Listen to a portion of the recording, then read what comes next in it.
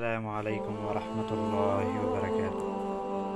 علی رضی اللہ تعالیٰ عنہ سے روایت ہے کہ نبی کریم صلی اللہ علیہ وسلم نے فرمایا، سخت ترین چیزیں جن سے میں تمہارے بارے میں ڈرتا ہوں وہ دو عادتیں ہیں، خواہشات کی پیروی اور لمبی امیدیں۔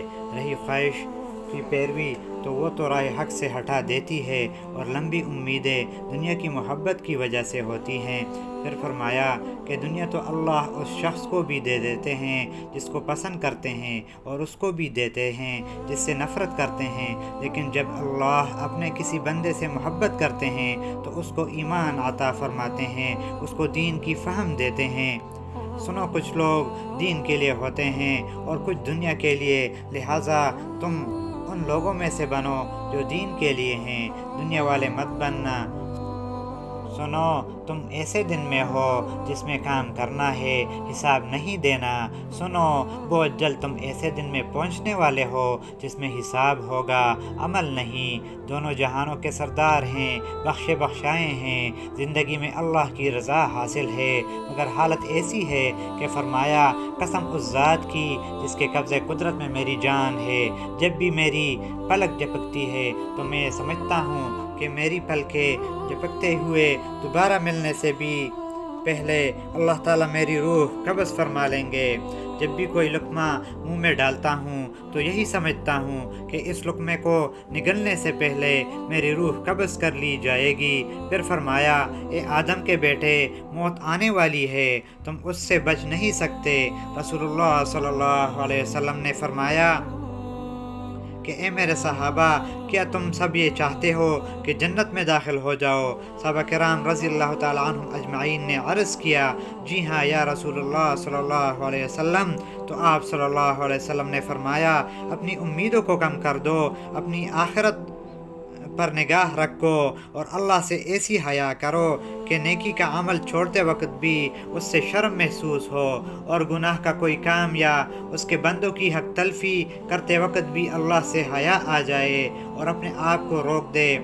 فضیل بن عیاض رحمۃ اللہ علیہ فرماتے ہیں کہ عطفان رحمۃ اللہ علیہ سے کسی نے پوچھا، امیدوں کو کیسے کم یعنی مختصر کیا جا سکتا ہے؟ تو انہوں نے فرمایا کہ زندگی کو اتنا مختصر سمجھو کہ جیسے سانس کے آنے جانے کے درمیان وقفہ ہوتا ہے، کہ اس سے خواہشات کم ہو جائے گی، یعنی اپنی سانس لیتے ہوئے اتنا ڈرو کہ کہیں سانس کا سلسلہ منقطع نہ ہو جائے۔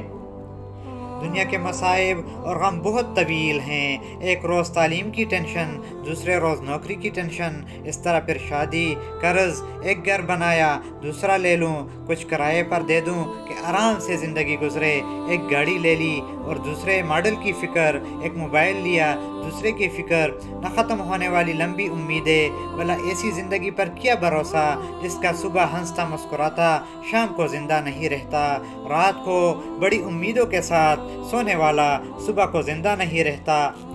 محترم سامعین، اللہ ہمیں موت کی تیاری کی توفیق دے دے۔ جب کسی کو موت کا یقین ہو جائے تو دنیا کی امیدیں ختم ہو جاتی ہیں۔ ذرا پانسی گھاٹ پر اس شخص کو دیکھیے جس کا آرڈر آ چکا ہے، کیا وہ دنیا کی امید میں لگا ہوتا ہے یا آخری رات عبادت کرتا ہے؟ آج ہماری بدعمالیوں اور اللہ سے دوری کا سب سے بڑی وجہ دنیا کی لمبی امیدیں ہیں۔